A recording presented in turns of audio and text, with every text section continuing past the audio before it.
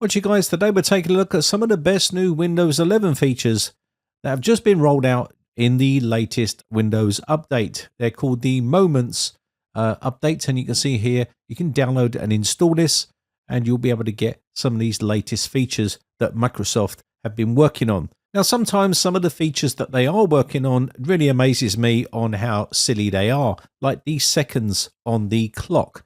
That has always been a little tweak that you could do in the registry, and now they're finally rolling this out for a feature update for Windows 11. Can't understand why people would need to see the Windows seconds ticking away in the bottom right hand corner. I don't pay much attention to the clock down there anyway. But anyway, let's get on with the review of these latest updates. Search settings have been updated quite a bit. So down the bottom here, you can see we have that little search icon here. And you can't really do too much with it down here. But if you right click on the taskbar and go to taskbar settings here, and then navigate up to the search area, you'll see search icon only. And there's also a new feature that they've added here, which you can see now. We've got hide, we've got search icon and label, and we've also got the new one, search box. So let's go through them here. I'll just quickly go through these so you can see them.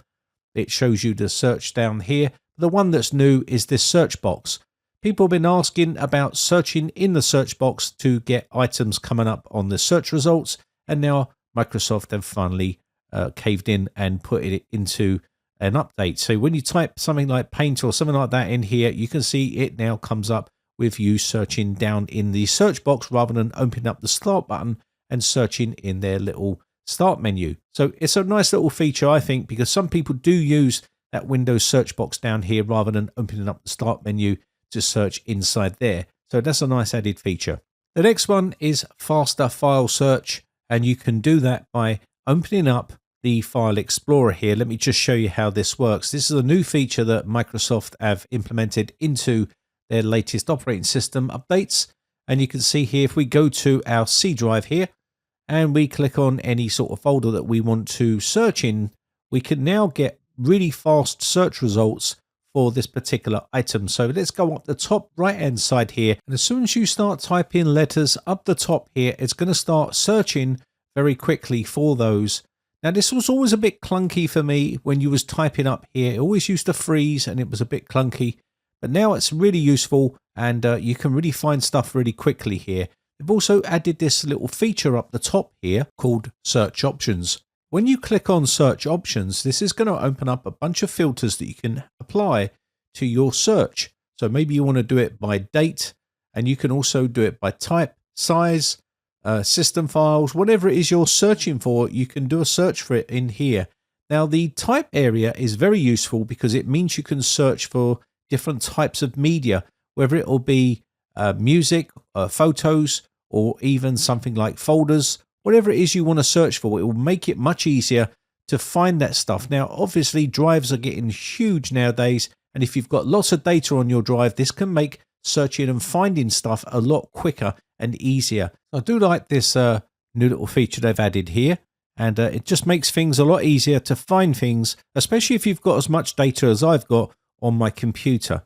Next, we're looking at the iPhone link. Now, this will be released to you very soon. So if you go to your Start button and then go to Bluetooth and devices, inside here you're going to see the phone link. Now once you click on the phone link and open it up, you're going to see there's another little button here we can click on to open up the phone link here. And once we open this, you'll see the Android has been there all the time, but now they've started to add in this iPhone link, which means if you've got an iPhone, you can also connect with that as well, and it says it's coming soon. I'm pretty sure people have used the Android part already, but if you've got an iPhone, this is going to be great news for people that are on iPhone. So once that's released, which I'm hoping will be in the next update, which will be released very soon, and you'll be able to then use that feature. You will need to be signed in to your Microsoft account, unfortunately, but that is the way things are going with Windows lately, is that they always want you to be signed in to Microsoft. Next up is the record video feature that's been added to the Snipping Tool. Now, the Snipping Tool was a little bit bland. There wasn't much there, but now they've added this record video on here, which is quite useful. It allows you to record the screen. Unfortunately, there is a downside to it. It doesn't record audio, and that is one of the biggest problems with a lot of free recording software out there. Obviously, OBS is still one of the best free desktop recording software that you can use, but having it built into Windows is really useful. But unfortunately, with no audio, it's going to be heavily restricted for a lot of people who want to create content. It means you can record the screen, but you'd have to do a voiceover with some other video editing software afterwards. And you can see it does a pretty good job at recording the screen. So if you're not into installing software on your PC, then the Snipping Tool will work perfectly fine.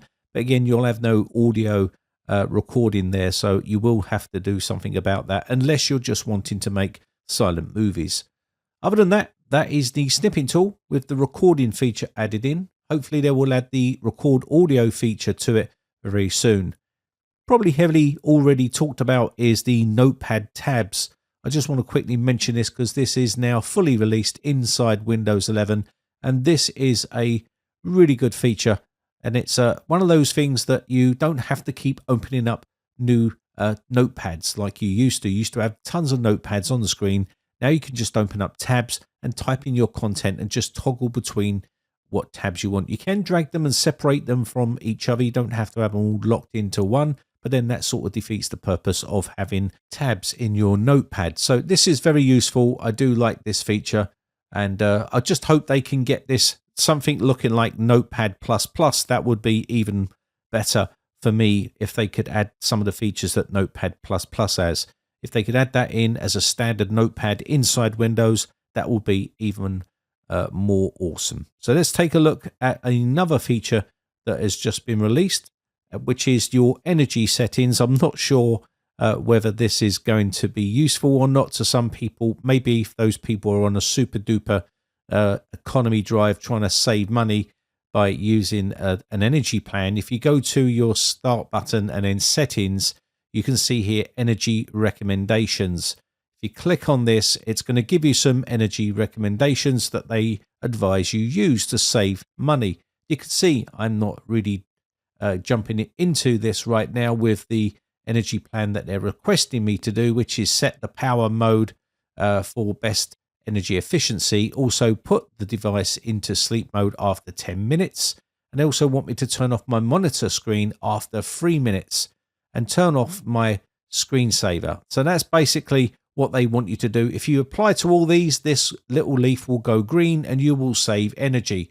You can apply all and it will apply these settings all to your computer, but again, it will use a much more economy sort of level setting. Let me just quickly apply one of these so you can see it working. Let's just do this one here, turn off my screen after 3 minutes, and you can see I've gained a bit more energy saving here by putting that onto my computer. Again, that's not going to apply to people that want full power going to their computer, like the ultimate power setting for their gaming and stuff like that.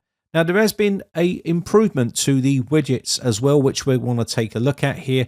A lot of people turn this feature off, me included, and but there has been an update on this which does make it a bit more useful, i.e. you don't have to be signed into a Microsoft account to actually use it anymore, which they've sort of changed their policy or stance on. So let's go ahead and toggle this on. Now, I did actually quite like this feature because it does give you some nice useful information in here about news and stuff like that.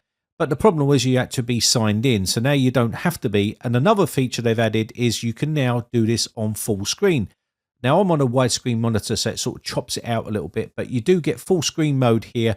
And again, it does look pretty nice full screen.